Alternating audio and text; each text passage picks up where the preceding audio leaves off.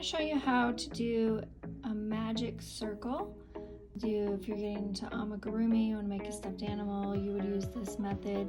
Any circular project where you don't want to have a hole in the middle, the magic circle is ideal for starting that round project.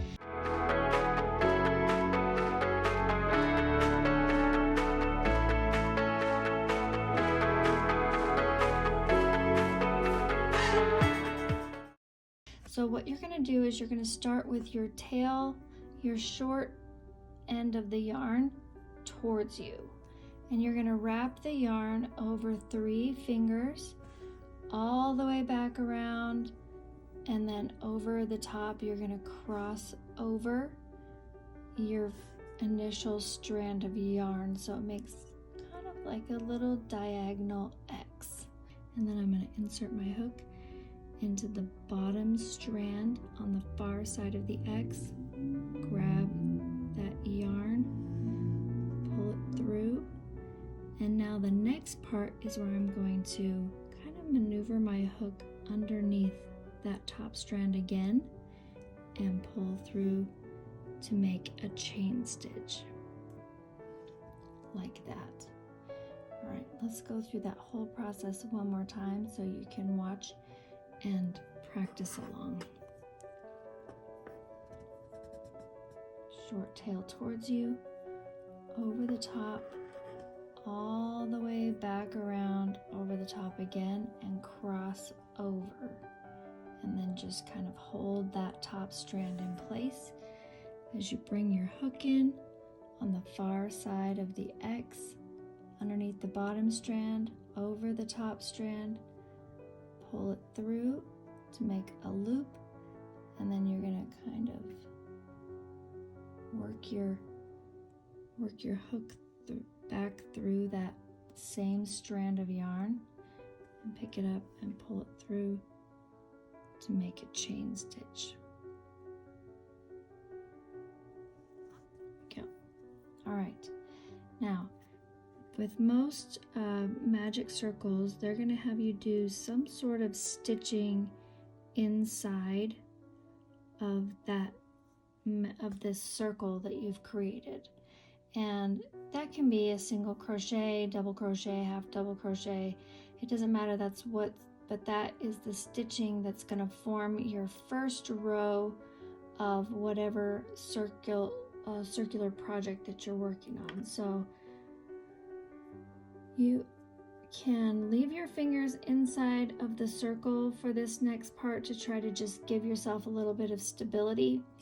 Once I get my chain stitch on, I usually pull my fingers out and just work within the circle. And it can get a little bit tricky because you've got your tail, you've got 2 sides of your circle, and you've got your yarn that you're working with.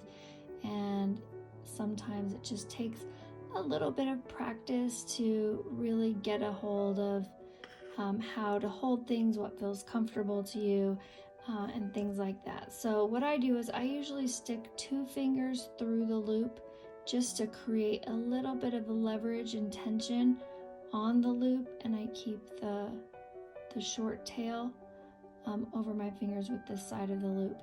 So I'm going to do single crochet, so I'm just going to reach through the loop, grab my yarn, bring up a loop, yarn over, and then finish that single crochet.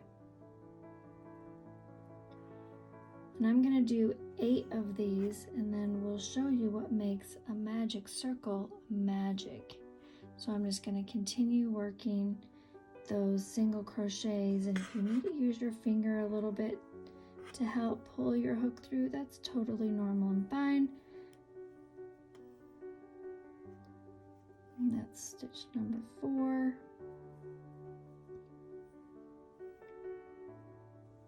5.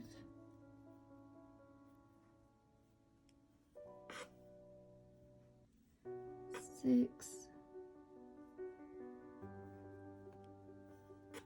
7. And stitch number 8. This is the last single crochet that we need to do for this magic circle that we're creating. So I typically leave my hook in for this next part. You can take it out if you want.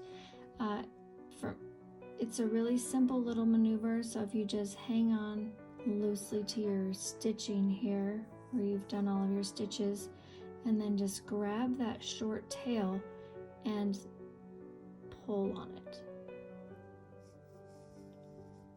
And what that's going to do is it's going to shrink down that circle in the middle, and then if you just give it a pull till it's tight, you can see where the circle was, but there's no longer a hole there.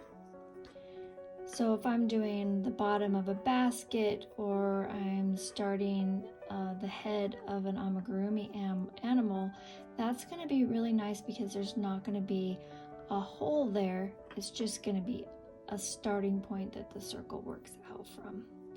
And then what you're going to do next is you're going to join this side of the circle in with your first stitch over on this side of the circle to complete the round. So I'm going to insert my hook through this first stitch. A little tight, that's totally normal and okay.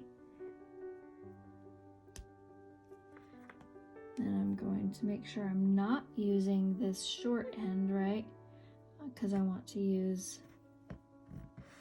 the long tail of the yarn.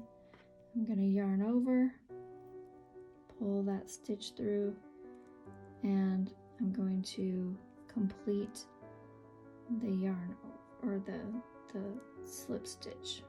There we go. And then chain one. If I was working in double crochets, I would end this with a chain 3 so that I was ready to move into my double crochets.